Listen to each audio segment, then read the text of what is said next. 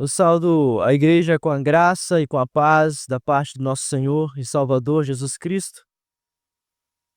Meus queridos, é uma alegria imensa estarmos reunidos aqui mais uma vez para cultuarmos ao Senhor, como nós oramos agora há pouco, no dia em que Ele venceu a morte, e é porque Ele vive nós temos uma certeza, temos a esperança de que nós estamos salvos e seguros. Meus queridos, hoje nós iniciaremos uma série de exposições na carta aos Colossenses, se o Senhor Deus assim nos permitir. E eu gostaria que nós, assim então, abríssemos a palavra do Senhor lá em Colossenses, capítulo 1. Nós vamos ler os versos 1 até o 8. Todavia, o texto que será exposto nesta manhã será o verso 1 e 2. Deus assim nos permitindo, no próximo domingo, veremos 3 ao 8. Colossenses, capítulo 1, verso 1 ao 8. Vou aguardar os irmãos abrirem. Colossenses, capítulo 1, verso 1 ao 8.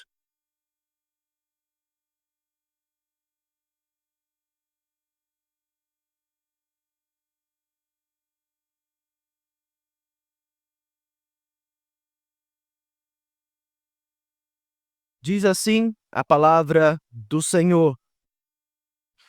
Paulo, apóstolo de Cristo Jesus, por vontade de Deus, e o irmão Timóteo, aos santos e fiéis irmãos em Cristo que se encontram em Colossos, graça e paz a vós outros da parte de Deus, nosso Pai. Damos sempre graças a Deus, Pai de nosso Senhor Jesus Cristo, quando oramos por vós, desde que ouvimos da vossa fé em Cristo Jesus e do amor que tendes para com todos os santos, por causa da esperança que vos está preservada nos céus, da qual antes ouvistes pela palavra da verdade do Evangelho, que chegou até vós, como também todo mundo está produzindo fruto e crescendo. Tal acontece entre vós, desde o dia em que ouvistes e entendestes a graça de Deus na verdade, segundo fostes instruídos por Epáfras, nosso amado conservo, e quanto a vós outros, fiel ministro de Cristo, o qual também nos relatou do vosso amor no Espírito. Vamos orar mais uma vez? Senhor Deus, nosso maravilhoso Pai, nós nos achegamos a Ti, clamando que agora o Senhor acalme os nossos corações, que o Senhor prenda as nossas atenções à Tua palavra. Usa, Senhor Deus, o Teu servo, que tudo que for dito aqui esteja de acordo com a Tua palavra, Senhor Deus. Nos exorte, nos console, Senhor Deus, nos encoraje por meio da Tua palavra. É em nome de Cristo que nós choramos. Amém. Meus queridos, todos nós já passamos por situações delicadas na vida. Situações essas que nos deixam sem saber o que fazer. Geralmente, nesses momentos, nós procuramos pessoas para conversar, pessoas que possam nos direcionar. Imagine, por exemplo, só por exemplo mesmo, que você esteja doente, sentindo uma dor ou um incômodo que não passa com medicamentos que em outro momento você usou. Aqueles medicamentos já não fazem mais efeitos e você começa a ficar preocupado. Então, faz aquilo que talvez deveria ter feito antes. Procura alguém com propriedade no assunto. Você procura um médico. E esse médico lhe atende, passa alguns exames, lhe recebe em um retorno e muito pacientemente lhe explica o que você tem e lhe dá uma receita para tratar o seu problema. Agora peguem essa ilustração e apliquem a problemas doutrinários, a ensinos hereges que haviam adentrado a igreja de Colossos. Não que a palavra do Senhor seja reduzida a uma simples receita, mas a ideia é que o pastor daquela igreja procura ajuda junto ao apóstolo dos gentios. Ele vai até Paulo. Este lhe orienta e envia uma carta àqueles irmãos. Essa carta que nós lemos uma pequena porção. Diante da resposta, imagine, a gente é convidado a usar nossa imaginação mesmo. Imaginem que aqueles irmãos se reuniram e aquela epístola foi lida a eles. Não de uma vez, inclusive foi lida em outras igrejas. Eles estavam todos reunidos como nós estamos nessa manhã. Idosos, homens, mulheres, jovens, crianças, todos atentos ouvindo o que estava sendo lido. Nesta manhã, como eu disse, nós lemos uma pequena porção desta epístola.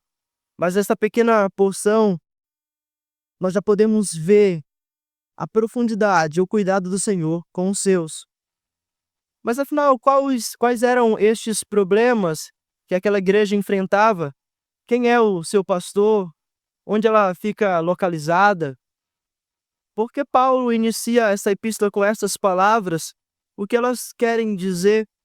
O que ela tem a ver conosco, que estamos tão distantes em tempo e espaço do contexto em que essas palavras foram escritas? Todas estas perguntas eu gostaria, se Deus assim nos permitir, de responder, conforme nós caminharmos na exposição deste sermão.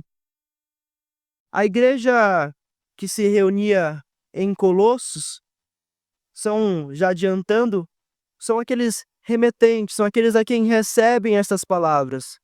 Colossos era uma cidade pequena, e parece até irônico, né, quando a gente pega o radical da palavra Colossos, que dá origem a uma outra palavra que é colossal, e colossal significa algo extremamente grande, algo notório, algo que não tem como passar despercebido, mas Colossos não era nada disso.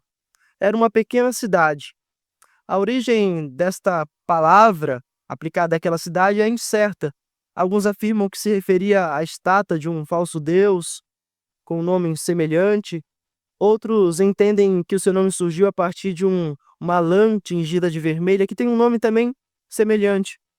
Nós não temos como afirmar nenhuma destas especulações, mas podemos dizer, isso sim, que era uma cidade de pequena expressão. Mas nem sempre foi assim. Por meio da história, de documentos, de achados, nós percebemos e notamos, podemos concluir que ali na sétima década, nos anos 60 depois de Cristo, houve um grande terremoto na região que destruiu aquela cidade, que até então era de grande importância comercial e social. Mas quando Paulo escreve esta epístola, Colossos já vivia um declínio, de modo que alguns afirmam que dentre as cartas às cidades em que Paulo escreve, essa certamente é a de menor expressão. Mas nós também temos que destacar uma outra coisa. Atentem-se para isso. Certo homem afirma: a grandeza de uma igreja não está na beleza do seu templo, na quantidade dos seus membros, nem mesmo na robustez do seu orçamento financeiro, mas no seu profundo compromisso com Deus e amor aos homens. Vou repetir: a grandeza de uma igreja não está na beleza do seu templo, quantidade dos seus membros, nem na robustez do seu orçamento financeiro, mas no seu profundo compromisso com Deus e amor aos homens, aos santos, aos irmãos. Outra informação importante que nós devemos ter em mente é que ali em Colossos havia uma variedade de pessoas. Viviam ali gregos, judeus e outras etnias, outros povos. O que em si não é um problema, afinal o Senhor Jesus nos ordenou, né? E portanto, fazer discípulos de todas as nações.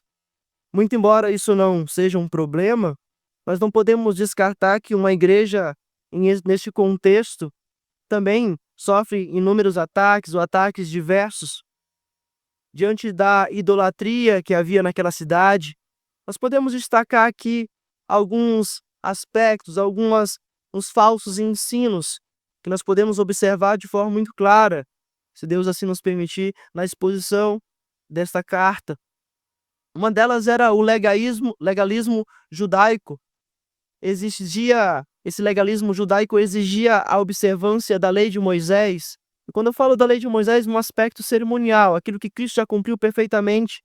Eles exigiam, alguns desses judeus que haviam supostamente se convertido ao cristianismo, que mesmo convertido era necessário que se guardasse algumas coisas, como alguns sábados, algumas festas, a própria circuncisão, e que isso era necessário para a salvação, indo de encontro à suficiência de Cristo. Nós podemos ver isso no capítulo 2, versos 16 e 17. O outro falso ensino que atacava e golpeava aqueles irmãos era o misticismo e cultos a anjos. Eles ensinavam que, através de visões, eles deveriam adorar também a anjos, e essas visões eram revelações, e assim eles alcançariam uma experiência superior, espiritual. E por meio desses cultos a anjos, eles deturpavam os ensinos do Senhor. Nós podemos ver isso no capítulo 2, verso 18. E um terceiro ensino contrário às Escrituras é o que é bem conhecido e bem falado, inclusive, talvez você já tenha ouvido, é o gnosticismo, que é a ideia de um conhecimento secreto. E através desse conhecimento secreto, você chega à plenitude, você chega a uma espécie de nirvana, e assim você está mais preparado. Ele também fazia uma dicotomia, uma ideia platônica, da ideia de que a matéria é algo má, enquanto o espiritual é algo bom, de modo que a matéria não importa tanto. Desse modo, não é necessário que se santifique o corpo, quando na verdade nós cremos que tanto o nosso corpo quanto o nosso espírito, eles são do Senhor. E havia um último ensino herege, que era um sincretismo religioso. Como eu disse, haviam muitos povos ali. Então, diante do cristianismo ali que se iniciava naquela igreja, aqueles irmãos que caminhavam com o Senhor, haviam algumas crenças pagãs que reduziam Cristo ao mero intermediário e não ao Deus pleno e suficiente. E assim aqueles irmãos eram golpeados, atacados e estavam confusos. Então Epáfras, que é o pastor daquela igreja, vai até Paulo levando essas informações em busca de pastoreio, enquanto Paulo estava preso em Roma. E da prisão ele escreve esta carta e mais outras 3, Filipenses, Efésios e Filemão. Essas 4 são conhecidas como cartas da prisão. Especialmente Efésios é tida como a carta irmã de Colossenses, muito embora ela trate mais de um aspecto eclesiológico, falando da igreja, essa doutrina da igreja. Ela fala também de Cristo, obviamente, mas ela aponta mais para esse aspecto eclesiológico, enquanto a carta aos Colossenses fala de uma que nós chamamos de cristologia. Ela fala de forma profunda de Cristo, das suas implicações e aplicações, e certamente ele é o autor e consumador da nossa fé, como nos diz as Escrituras. Meus irmãos, esse é o contexto desta carta. É neste contexto que está inserida as palavras que nós lemos. E eu gostaria que mais uma vez voltássemos os nossos olhos para o texto, verso 1 e verso 2. Paulo, apóstolo de Cristo Jesus, por vontade de Deus, e o irmão Timóteo, aos santos e fiéis irmãos em Cristo, que se encontram em Colossos, graça e paz a vós outros da parte de Deus, nosso Pai. Eu gostaria de intitular este sermão como Deus se preocupa com os santos. Deus se preocupa com os santos. E se Deus assim nos permitir, nós veremos em 3 partes. Primeiro, no verso 1, o autor. Segundo, a primeira parte do verso 2, os receptores. E terceiro, o desejo do autor aos receptores, a segunda parte do verso de número 2. Nessa primeira parte, o verso 1, como nós podemos ver logo no início, o texto diz Paulo. E Paulo aqui se identifica logo de cara. Isso não é nada novo. Em todas as epístolas, ele se identifica aqui nesse prefácio de saudações, conforme tem como título da Sociedade Bíblica. Eu acredito que na maioria das suas Bíblias. E ele se identifica. Como eu disse, em todas as cartas ele o faz. Das 13 cartas que ele escreve, ele diz Paulo. E a grande diferença, ou a diferença entre estas cartas, é que em 9 delas ele se identifica como apóstolo. Somente em 4 ele não faz. Inclusive essas 4 cartas que ele não se identifica como um apóstolo, muito embora não negue seu apostolado, pelo contrário, é porque aqueles irmãos o conheciam. Filemão é uma dessas cartas. Eram cartas de pessoas muito próximas, em que não era necessário ele afirmar isso. Mas em todas essas 9 cartas em que o apóstolo Paulo se identifica como apóstolo, ele faz menção ao seu apostolado. É necessário, porque ali ele combate heresias, ele exorta igrejas quanto ao seu mau procedimento e também dá instruções quanto a decisões que precisavam ser tomadas. Como eu já comentei, haviam aqui em Colossos falsos ensinos que estavam perturbando a mente daqueles irmãos. Então era necessário que ele falasse: eu sou um apóstolo. É bem verdade que ele não é contado entre os 12 apóstolos. Então, como ele pode ser um apóstolo? Há alguns critérios quanto a esse apostolado.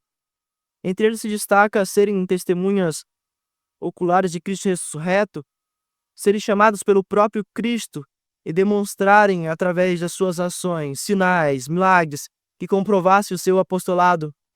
Paulo se encaixa em cada um destes pontos, porque ele viu e foi chamado por Cristo no caminho a Damasco. Ele realizou sinais e prodígios. Paulo ressuscitou um jovem. Lembra quando o jovem cai, ele o ressuscita?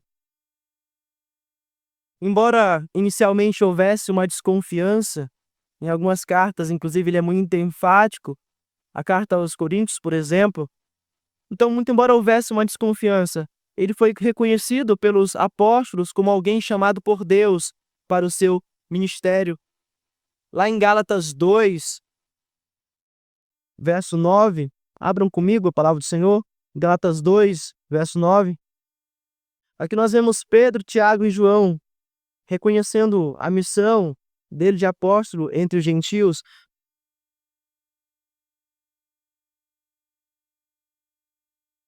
Gálatas 2, verso 9.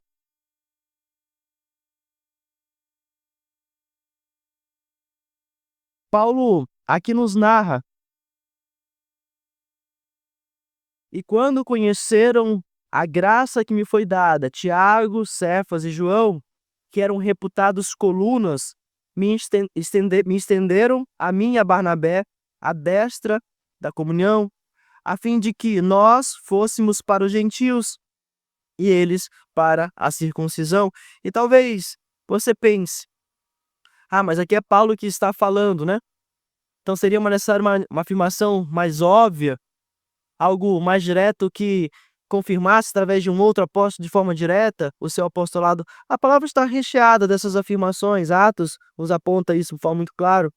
Mas Pedro, para que não fiquemos sem citações, aqueles que gostam de tomar nota, não precisam abrir, em 2 Pedro 3, 14 ao 16, 2 Pedro 3, 14, 16, Pedro diz: por essa razão, pois amados, esperando essas coisas, empenhai-vos por serdes achados por ele em paz, sem mácula e irrepreensíveis, e tende por salvação a longanimidade do nosso Senhor, como igualmente o nosso amado irmão Paulo vos escreveu, segundo a sabedoria que lhe foi dada, ao falar acerca deste assunto, como de fato costuma fazer em todas as suas epístolas, nas quais há certas coisas difíceis de entender, que os ignorantes e instáveis deturpam, como também deturpam as demais escrituras, para a própria destruição dele. Nós vimos muito recentemente na IBD, em algumas aulas atrás, que Pedro aqui está reconhecendo o apostolado de Paulo. Ele está elevando as palavras do apóstolo às escrituras, ele as equipara.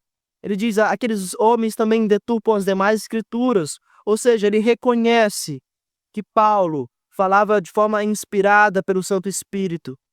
Portanto, o apostolado de Paulo não é segundo a sua própria vontade, não é segundo a interesses pessoais, é segundo a vontade de Deus. Volte seus olhos para o texto. Paulo, apóstolo de Cristo Jesus, por vontade de Deus. É pela vontade de Deus que ele foi chamado para ser apóstolo. Porque Paulo andava muito contrário a isso. Se nós abrirmos a palavra do Senhor lá em Atos, capítulo 7, abram comigo mais uma vez. Atos, capítulo 7. Nós vamos ver que Não era da sua vontade ser um apóstolo. Atos 7, lá no verso de número 58, ou a partir do verso 58.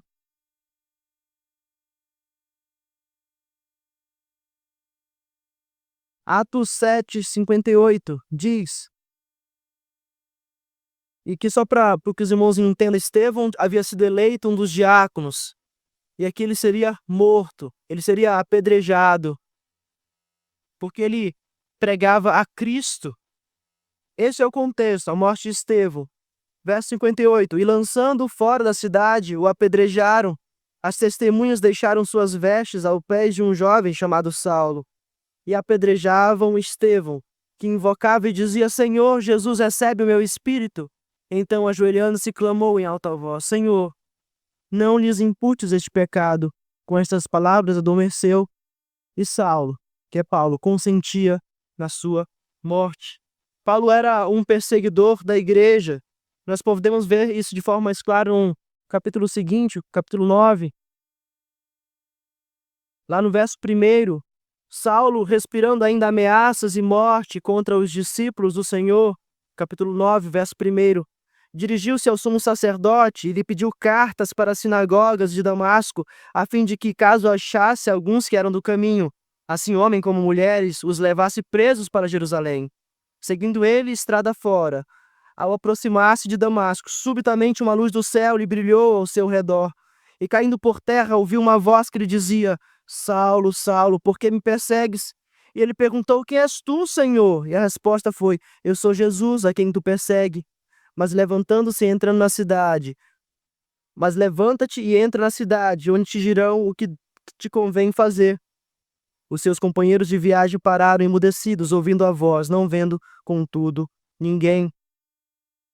Paulo aqui é chamado de forma especial pelo Senhor. Ele que andava contrário, como nós andávamos outrora. Ele atende ao chamado do Senhor. E Ananias, verso de número 10, ainda do capítulo 9, ele vai até Saulo, ele vai até Paulo, e como um instrumento do Senhor, ele restaura a visão daquele homem. Vejamos o verso 10. Ora, havia em Damasco um discípulo chamado Ananias. Disse o Senhor numa visão a Ananias, Ananias, ao que respondeu, eis aqui, Senhor. Então o Senhor lhe ordenou, dispõe-te, vai à rua que se chama Direita, e na casa de Judas procura por Saulo, apelidado de Tarso, pois ele está orando. E viu entrar um homem chamado Ananias, e impôs-lhe as mãos para que recuperasse a vista. Ananias, porém, respondeu, Senhor, de muitos tenho ouvido a respeito deste homem, quantos males tem feito aos teus santos em Jerusalém. E para aqui trouxe a autorização dos principais sacerdotes para prender a todos o que invocam o teu nome. Mas o Senhor lhe disse, vai, porque este é para mim um instrumento escolhido para levar o meu nome perante os gentios e reis, bem como perante os filhos de Israel. Pois eu lhe mostrarei quanto lhe importa sofrer pelo meu nome. Meus queridos, Paulo era um perseguidor da igreja. E como ele diz o verso 15, ele iria prender todos aqueles que invocavam o nome do Senhor. Mas o Senhor, de fato, o converte. O Senhor regenera o seu coração. O Senhor o quebra. O Senhor mostra a sua cegueira. E lá em Romanos ele diz, que todo aquele que invocar o nome do Senhor será salvo. Olha que mudança fantástica. Aquele que perseguia aqueles que invocavam o nome do Senhor. Agora ele diz, invoque o nome do Senhor, pois serão salvos. Este é o apóstolo que escreve aos Colossenses. O seu apostolado, meus irmãos, não é segundo a sua vontade. É segundo a vontade de Deus que o chamou. Diante disso, nós podemos tirar uma aplicação imediata já. Não se preocupe com aqueles que parece que nunca se converterão. Nós temos a tendência a pensar assim, esse está perdido, não tem jeito. Não pense isso. O Senhor converteu a mim, o Senhor converteu a você. O Senhor é capaz, é poderoso, é o Deus todo-poderoso que converte, quebranta os corações. Faça aquilo que lhe é de direito, de obrigação. Pregue o Evangelho. Ore por aqueles que estão perdidos, porque o Senhor é capaz de transformar perseguidores em apóstolos. Mas, já deixando aqui Já pegando essa deixa, hoje não existem apóstolos. Hoje não existem testemunhas oculares de Cristo. Não há quem tenha visto Cristo ressurreto. Não há quem façam esses milagres que nós vemos aqui, narrado especialmente em Atos. Não. O que há hoje são charlatões, homens que mercadejam a fé. Hoje, homens cujo ventre é o seu Deus. Estes, caso não se arrependam, têm um lugar garantido não entre os apóstolos, mas no inferno.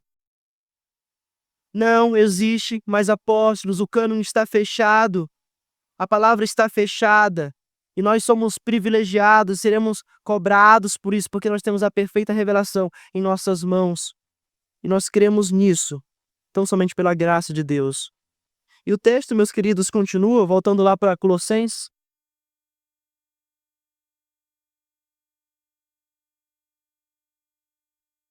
Ele diz, ainda no verso 1, nessa primeira parte do sermão, o autor, Paulo, apóstolo de Cristo Jesus, por vontade de Deus, e o irmão Timóteo. Timóteo estava aqui com Paulo. E vale lembrar e destacar que Paulo estava preso, como eu já disse. E Timóteo, que ele tinha como um filho, está em sua presença, lhe dando assistência. Timóteo é sempre muito presente. Nós podemos ver isso nas cartas, nas epístolas. E a menção de Timóteo aqui implica que ele colabora com o seu trabalho. E talvez até tenha sido o secretário, ou seja, quem escreveu a carta. Isso é uma possibilidade real. Por exemplo, Romanos não foi escrito por Paulo. De forma mecânica, é claro. Lá em Romanos 16, 22, diz: Eu, Tércio, que escrevi esta epístola, vos saldo no Senhor. A ideia, meus queridos, é que o apóstolo Paulo, em muitas situações, ele narrava, ele ditava aquilo que lhe seria escrito, e uma outra pessoa escreve. Mas há uma diferença entre aquele que escreve e aquele que é o autor. Muito possivelmente era comum, quando as epístolas eram escritas, eles pediam para que fosse lida, para que ele observasse estar de acordo com aquilo que foi dito. Então há essa possibilidade de que Timóteo tenha sido uma espécie de secretário e auxiliado Paulo ao escrever. Mas isso não faz dele um compositor ou um compositor da carta. O máximo que pode ter feito, como eu disse, é ter escrito. Mas a menção de Timóteo também tem uma outra implicação. Era de trazer notoriedade àquele jovem pastor, que em muitas situações foi usado por Paulo para pastorear, para cuidar de igrejas. Então era necessário que Paulo dissesse que ele era assim um colaborador dele. Ele era um filho querido, um filho amado. Então, em resumo, nessa primeira parte do sermão, nós temos que o apóstolo Paulo, chamado não por vontade de homem, mas vontade de Deus, é quem escreve esta carta na companhia do jovem pastor Timóteo.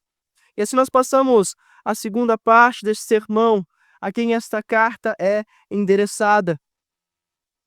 Verso de número 2, nessa primeira parte: aos santos e fiéis irmãos em Cristo que se encontram em Colossos.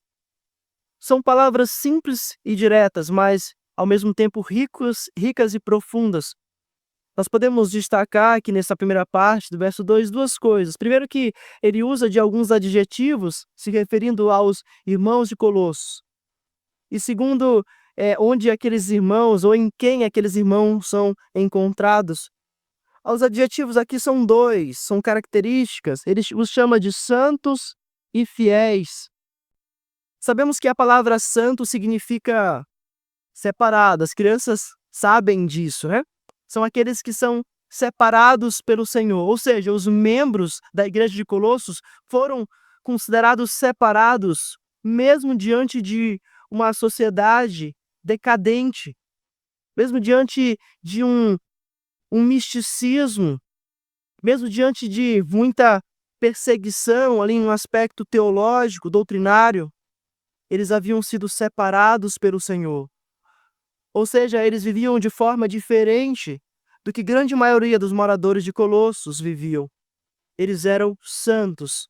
Eles foram chamados pelo Senhor para viver de forma diferente do que viviam os demais moradores daquela cidade.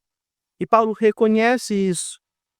Como veremos mais à frente, conforme andarmos em outros sermões na exposição da epístola, Paulo nunca esteve em Colossos.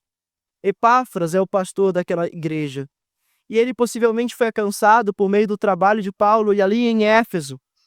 O fato, meus irmãos, é que Deus, em sua soberana providência, chamou os seus eleitos em Colossos para serem santos. E é isso que eles são, santos. E Paulo, inspirado pelo Santo Espírito, o reconhece e diz: vocês são santos. E aqui há um outro adjetivo ainda, fiéis, que se refere à perseverança daqueles irmãos na palavra, na doutrina dos apóstolos. Diante de todas as ideias contrárias que buscavam perverter a mente daqueles irmãos, eles procuravam obedecer e permaneciam firmes na suficiência que há somente em Cristo. Eles labutavam por serem encontrados como servos bons. Imagine, meus irmãos, a igreja recebendo essa carta do apóstolo Paulo, que era muito conhecido. Era o apóstolo dos gentios. Imagine eles ouvindo a leitura dessa carta. Hoje a gente tem acesso muito fácil, né? A contato com outras pessoas. Em segundos a gente pode conversar com pessoas do outro lado do mundo. Mas naquele tempo não era assim. A epístola era escrita, demorava um tempo até chegar, as pessoas se reuniam, pessoas tinham coisas para fazer, e elas ouviram. Imagine aqueles irmãos ouvindo Paulo os chamando de santo e fiéis. O quanto isso é reconfortante para os seus corações. Diante talvez das dúvidas, das incertezas, será que nós estamos no caminho certo? Será que essas verdades, ou essas mentiras, perdão, essas mentiras que têm nos falado, essas coisas, são verdade ou nós estamos errados? Havia uma confusão na mente daqueles irmãos, mas Paulo chama de santos e fiéis. Isso certamente é um bálsamo para o coração daqueles irmãos. Diante de alguns dos nossos erros, das crianças quando vão conversar com os pais, ou de nós, ovelhas, todos nós somos ovelhas, né? Até os pastores são ovelhas. Só há um supremo pastor que é Cristo. Quando nós vamos confessar os nossos pecados, como é consolador ouvir: eu fico feliz porque você vem aqui e possa ser pastoreado. É essa alegria que traz aos nossos corações quando os nossos filhos confessam alguma falta ou dizem alguma coisa: mãe, pai, eu tô com dificuldade nisso, me ajuda. O quanto é prazeroso para um pai ouvir isso, muito embora a gente se entristeça com o pecado, mas nós também nos alegramos, porque é uma oportunidade de pastorear. Isso demonstra um fruto, de fato, de um novo nascimento. E Paulo, diante das dúvidas sinceras daqueles irmãos, ele os chama de santos e fiéis. Meu irmão, você é santo? Se você é santo, isso é graças a Cristo que te chamou e te separou, que te santificou. Meu irmão, você é fiel? Isso também é graças a Cristo que te guarda, apesar da podridão dos nossos corações. Ele me guarda, apesar de todos os planos maquiavélicos que há no meu coração. E Ele o sabe. O Senhor nos guarda. De modo, meus queridos, que a santidade e a fidelidade dos colossenses não estavam neles, estava em Cristo, no santo e fiel. Aquele que é o autor e consumador da nossa fé, também era, 2000 anos atrás, o autor e consumador daqueles nossos irmãos, que não são nomeados, mas os seus nomes se encontram no livro da vida. Olhem mais uma vez para o texto. Nessa primeira parte, ou na segunda parte desse sermão, no verso 2, nessa parte A, ele diz: aos santos e fiéis irmãos em Cristo que se encontram em Colossos. Eu gostaria aqui de espremer mais um pouco, extrair mais uma valiosa verdade dada pelo Senhor a nós. Notem aqui que há que nós chamamos de paralelismo. Ele diz em Cristo, e mais à frente ele diz em Colossos. E aqui é uma dica que eu tenho aprendido: sempre quando há essas repetições de palavras, a ideia de trazer à tona ou de destacar uma verdade. E ele repete em Cristo e em Colossos, fazendo quase como um trocadilho, um jogo de palavras. Paulo faz muito isso, nós vemos em Filemão também, quando ele chama Onésimo. A ele, porém, antes te era inútil, agora é útil a ti e a mim. Onésimo significa inútil. Mas Paulo usa dessas palavras para destacar as verdades que há ali. E certo comentarista, ao comentar esse texto, ele afirma que o paralelismo em Colossos e em Cristo implica que o local espiritual em Cristo dos colossenses deve influenciar como eles viviam o seu local físico. Meus queridos, aqui já fazendo uma aplicação inevitável, nós devemos viver em Cristo, isso é certo, isso é verdade, mas nós vivemos no mundo, nós vivemos em Manaus. Então, a nossa condição espiritual em Cristo deve implicar em nossas ações práticas nessa cidade, nesse estado, nesse país, neste mundo. O Senhor roga que Ele não nos tire do mundo, mas nos livre do mal. Nós precisamos ser sal e luz nesse mundo que jaz no maligno.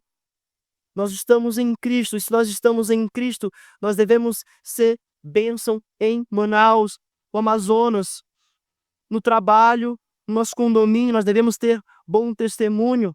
As pessoas devem olhar para nós e não ver que nós somos moralistas, não, mas ver Cristo em nós. Cristo é o perfeito servo, nós devemos apontar para Ele. E quando formos elogiados, e é inevitável, pela graça e a misericórdia do Senhor, dissermos, é Cristo quem faz isso em mim, e pregarmos o seu evangelho, nós devemos fazer a diferença onde vivemos. Eis que Paulo está destacando aqui, que assim como eles estavam em Cristo, eles estavam também em Colossos. Essas coisas deviam caminhar juntas. O texto continua.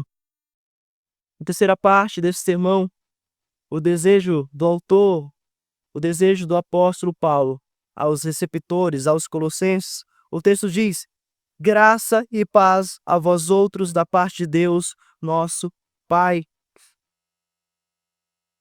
Graça e paz não é e nem deve ser um termo desgastado, mecânico e sem importância.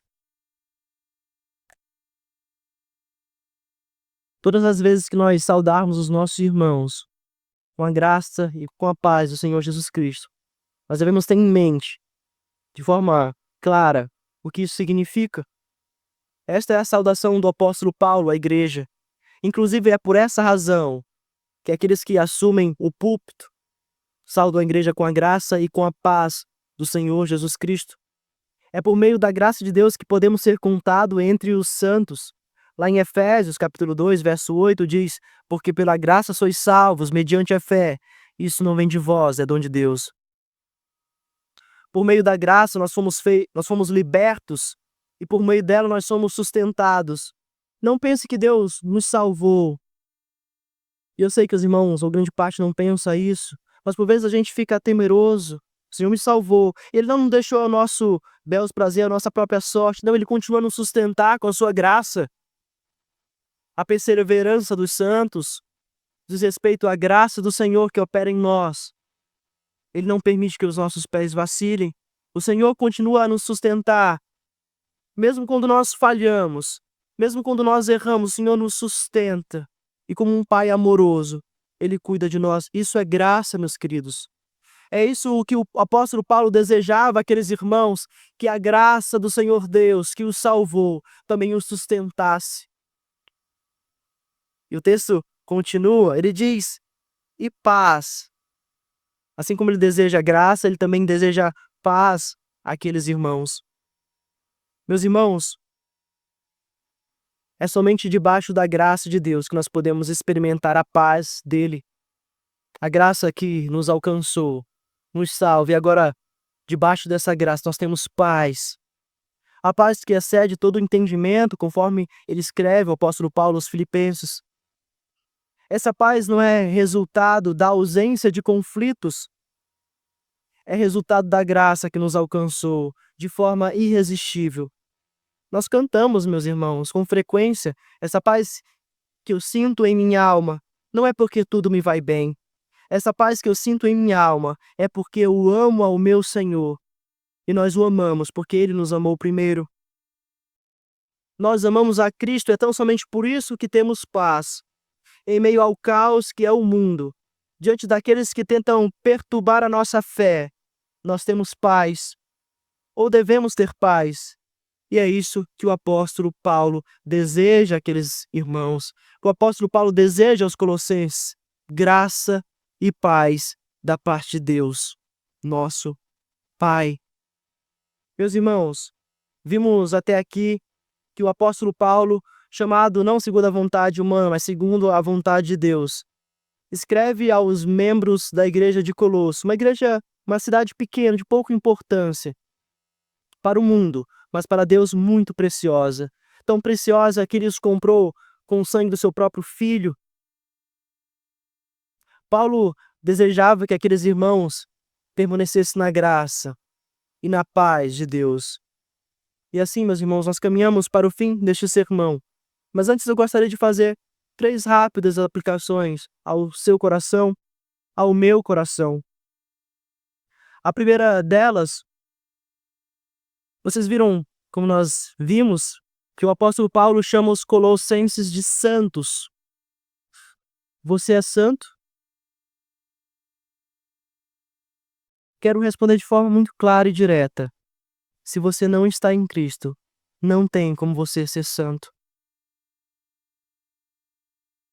Porque, como nós vimos, a nossa santidade só é possível mediante a pessoa de Cristo.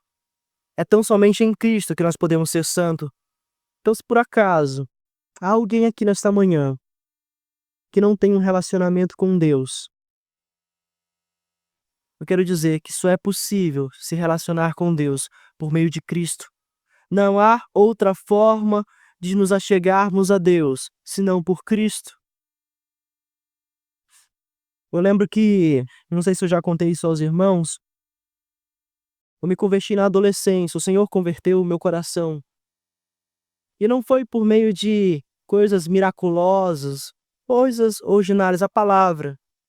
Uma amiga me perguntou: Guilherme, você já pensou em ser crente, ir para a igreja, servir ao Senhor? Eu falei: olha, eu não bebo, não fumo, nem gosto de festa, gosto de estudar, gosto muito de estar em casa, então eu acho que tá tudo bem. E ela disse aquilo que ecoou no meu ouvido até hoje. Mas a palavra diz, o Senhor Jesus diz, que Ele é o caminho, a verdade e a vida. Ninguém vai ao Pai, senão por Ele. Meus queridos, é tão somente por meio de Cristo que nós podemos ser salvos. Isso deve ser um consolo aos nossos corações. Deve ser uma certeza aos nossos corações. E meu desejo é, se por acaso há alguém aqui que ainda não tem um relacionamento com Cristo, corra para Ele. O meu desejo sincero, meus queridos, é que vocês sejam mais do que um chamado, porque muitos são um chamado, que vocês também sejam um eleito do Senhor, que você também seja um escolhido do Senhor, que você possa experimentar as benécias que é fazer parte deste corpo, e assim viver em paz, mesmo diante de todas as dificuldades que nos assolam. A segunda aplicação, Paulo também chama aqueles irmãos de fiéis. E se você está em Cristo, você tem sido santificado, você tem procurado ser fiel a Ele. Geralmente nós oramos e pedimos muitas coisas. A gente pede mais do que agradece. E quando a gente ainda pede, muitas vezes é quase sempre mal. Faz banjar em nossos próprios prazeres. Mas quando foi a última vez que você clamou ao Senhor pedindo que Ele te santificasse? Qual foi a última vez que você clamou no seu quarto de joelhos pedindo: Senhor, me muda? Tira a imundície dos meus pecados e me faz mais parecido com teu Filho, Jesus Cristo. Se de fato Cristo é o autor e consumador da sua fé, nós devemos buscar ser parecidos como Ele. Quando foi a última vez que você clamou ao Senhor, pedindo que Ele te transformasse, que Ele te fizesse, de fato, uma bênção para a sua família, para os seus parentes, para este mundo, você fosse sal e luz?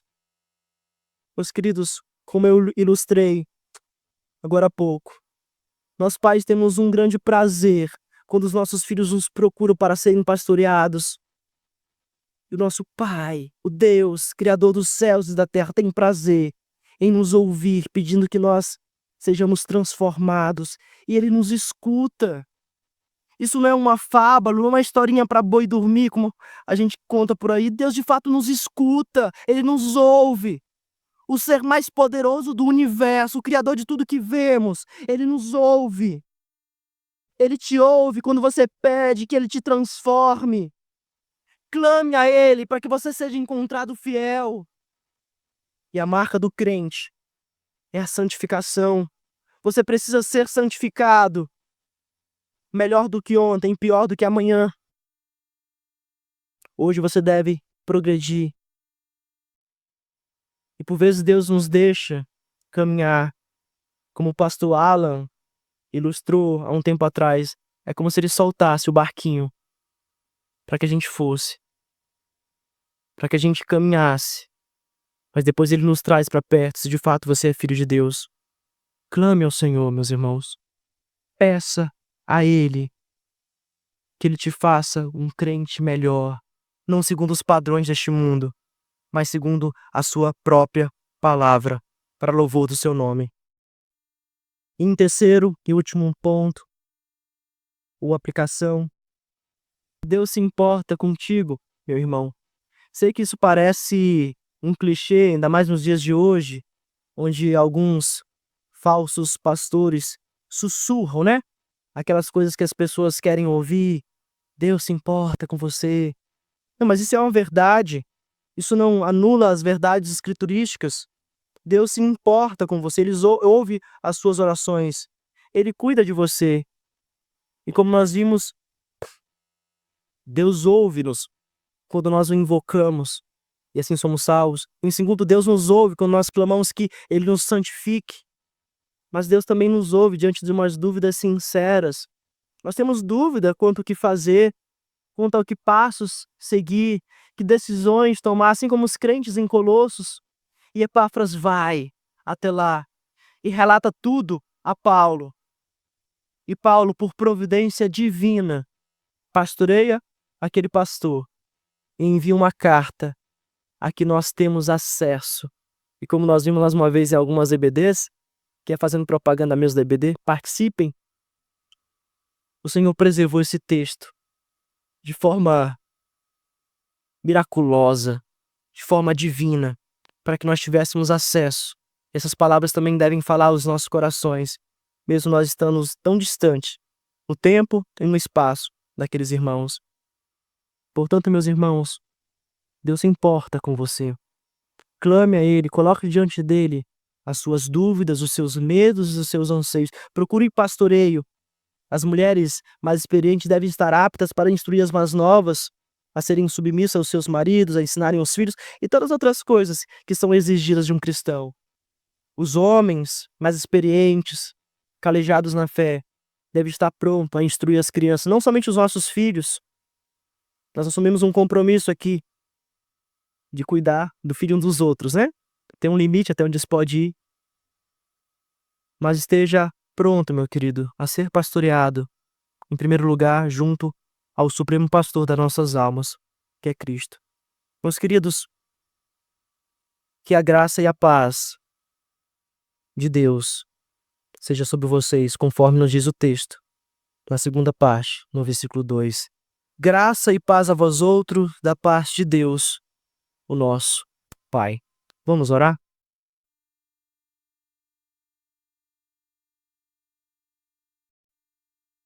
Senhor Deus, nosso Pai querido, nós somos os teus filhos, Senhor.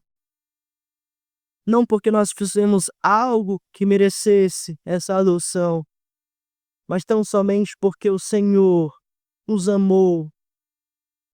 O Senhor nos escolheu antes da fundação do mundo. O Senhor tem todos os nossos dias contados e decretados, Senhor. O Senhor tem cuidado de nós. Nós clamamos ao Senhor que nos santifique, Senhor.